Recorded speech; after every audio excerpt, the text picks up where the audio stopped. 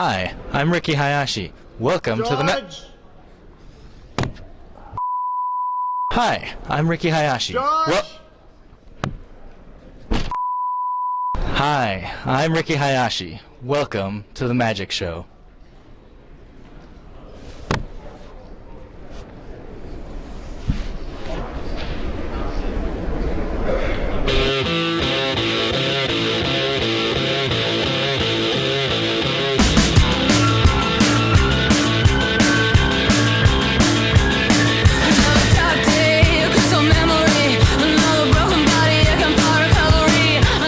Hello everybody and welcome to another edition of the Magic Show.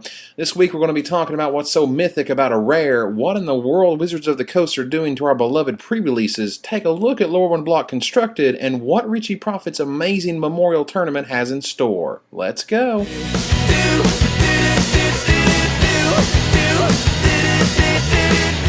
Mythic rares are up first, and man, what a ridiculous reaction all over the Magic world. Once again, for what I believe is the 12th time now, Magic is dead or dying or has died or will die when Shards of Alara comes out. I've not quite figured it out yet. As Patrick Chapin noted last week, this is nothing to worry about. The smaller set size still hasn't sunk in, and all rarities are in contrast to their set size at the time. While I'm sure we'll have a $50 Mythic rare before too long, remember that we have $50 rares today in the form of Mutavault and Tarmogoyf.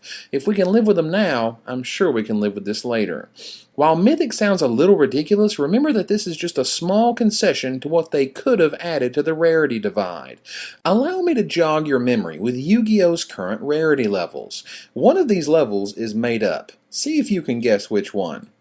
Common, short print, rare, super rare, ultra rare, ultra mega rare, ultimate rare, secret rare, ghost rare, parallel rare, gold rare. Figured it out yet? Yes, unfortunately there is no such thing as ultra mega rare in Yu-Gi-Oh yet. That is, yet. That means that there really are secret rares, ghost, and parallel rares. Coming soon, gangsta rares. They keep it real from the streets, yo! Now, with this laundry list of ridiculous rarities, you have to ask yourself, is Mythic the new rare, or is rare the new super uncommon? Oh, the distinctions.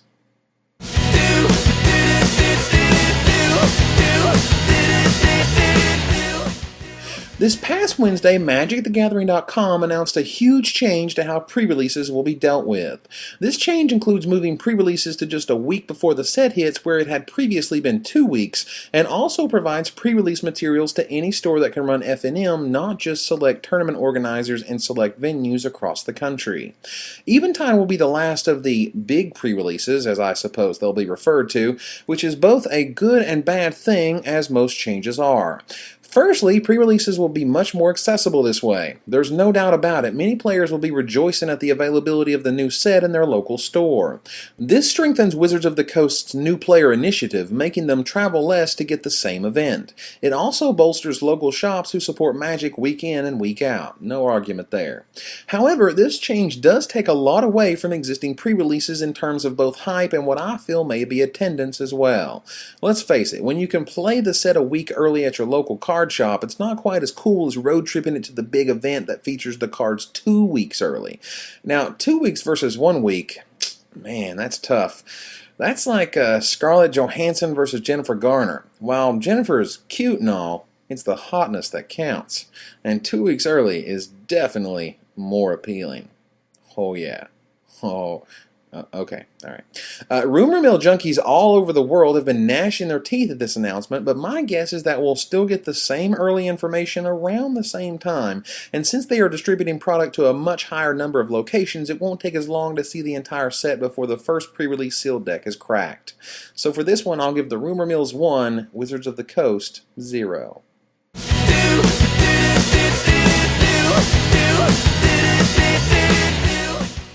So Lorwyn Block is here, and the decks are just as diverse as ever.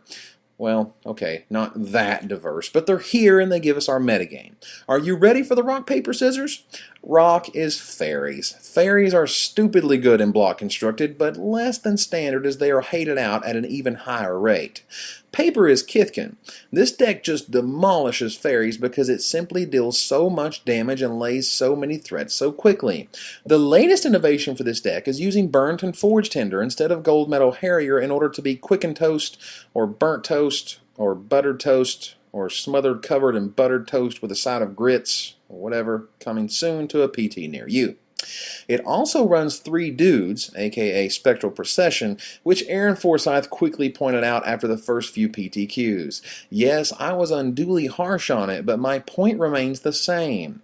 In the monocolored hybrid cycle, not the card, but the cycle, 3 dudes is not very exciting. At least the blue one sucks too, and that's something to be happy about. Anyway, this change allows it to beat what I consider scissors, also known as the Elemental deck. Elementals include anything toast-like and also cover stuff like Smokebraider.deck and Shaman.deck. Essentially, these decks use Firespout to win against Kithkin and hopefully destroy a few Bitter Blossom tokens, while at the same time running spells like Mindspring, Horde of Notions, and commands of all flavors. Yes, even the red one. All is not lost, however, as Merfolk just took home the blue envelope in Nebraska while a black-green-blue elf deck rocked Columbus, Ohio for the prize. I'm not sure where they fit in our little diagram. Maybe they can be scissors rock or rock paper. Yeah, rock paper. That sounds awesome. As I do plan on actually participating in these PTQs coming up, I'll be sure to let you know my flavor of the week. I can guarantee you that I won't be picking anything quick, buttered, or toasted, as those decks require this stuff called practice, which, for a guy who adores the red and white weenie decks in all forms, generally goes without.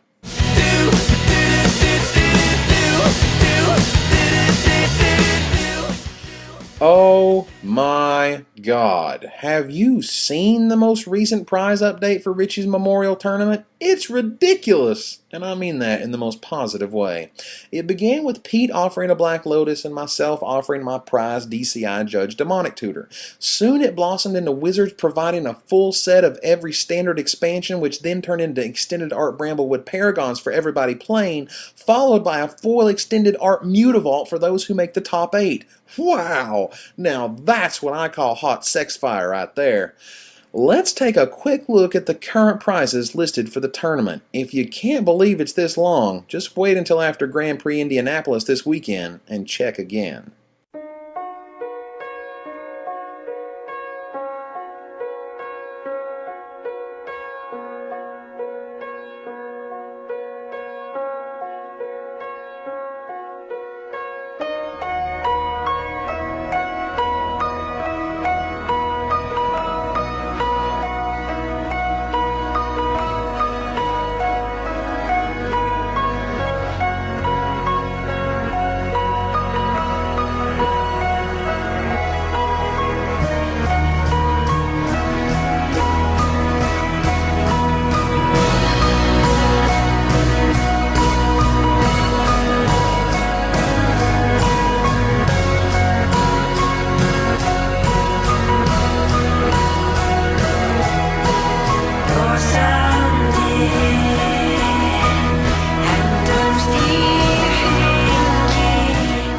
Wow. Just wow.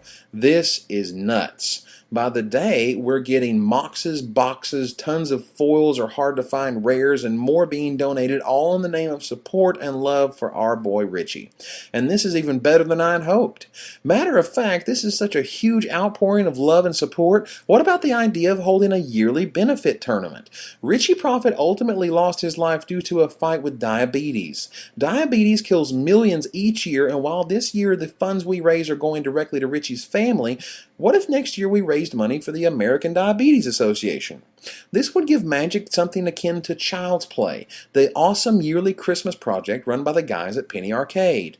While we certainly can't match their scale of millions, I believe we can definitely show the world that Magic players are not all math nerds who only worry about the next foil Mythic rare. Magic is a game of friends, good times, and fantastic experiences, and I try to show that every week. To allow us to do some good with our fun, that sounds like a win-win situation to me. For all those in favor, your voices are welcome in the forums and feedback of this episode. The question now becomes, what to play. With Pro Tour Hollywood and regionals defining the format, it's pretty obvious to me that you simply need to pick a deck and playtest the hell out of it. If you like the rock, play the rock. If you like merfolk, study the list and figure out how to win most efficiently. If you've succumbed to the dark side, feel free to pick up fairies. Don't worry, your red lightsaber will arrive in the mail just before the tournament. For those who like living wild and woolly, get an eyeful of the Zur the Enchanter deck. And for those who like living dangerously, can check out Adrian Sullivan's absolutely kick-ass red deck that sports a couple of Orcish librarians, or as I like to call them, the little divining top that could. Remember, some bad cards, like Browbeat and Orcish Librarian, need context and results to stop being bad. The next time you scoff at a card choice from your opponent, remember that bad cards become good by doing what you need them to do in the deck and not in a vacuum. Next week we'll be in sunny Las Vegas due to obligations to my day job. This is also the reason I won't be attending Grand Prix Indianapolis, which is definitely unfortunate, but I'm sure good times will be had by all regardless. I wish you good luck with those playing the wild and crazy Shadowmoor Seal decks, and to the fortunate few who get to play Day 2 with its drafting madness. Be sure to think of me when you crack that foil Twilight Shepherd, and be sure to think of Gabriel Nassif when you crack 2 of them. And if anybody knows a good hobby shop in Vegas, there's a guy who needs a place to draft.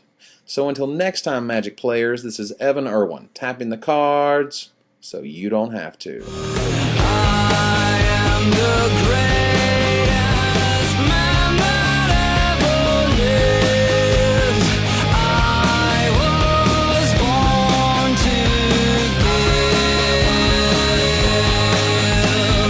I am the greatest man that ever lived. Fairies was good. I'd say the card we missed in that deck was the Lord, Scion of Una. I'm not sure why. Maybe it was because we were playing so many deserts or Mog Fanatics or I don't know. That was like our builds didn't play that card that often, and that's I think how they differ from the real world decks the most. And so I feel like we were a card off from fully understanding the deck. And in our universe, it was one card worse than it is now. So I think that's the best you can hope for. With we have 8 people versus the world. Yeah, everybody. Rumor is that there's like a waiting list, 30 or 40 people who are all trying to get decks from you. Yeah, I'm kind of the popular kid at school, everyone wants to get a piece of the action. Alright, I noticed you got that shirt there. What's the company you're promoting there? It's not really a company, it's more of a statement. Oh, what's your statement? It's hope you die. The tech that I have that no one else has? Commune with nature.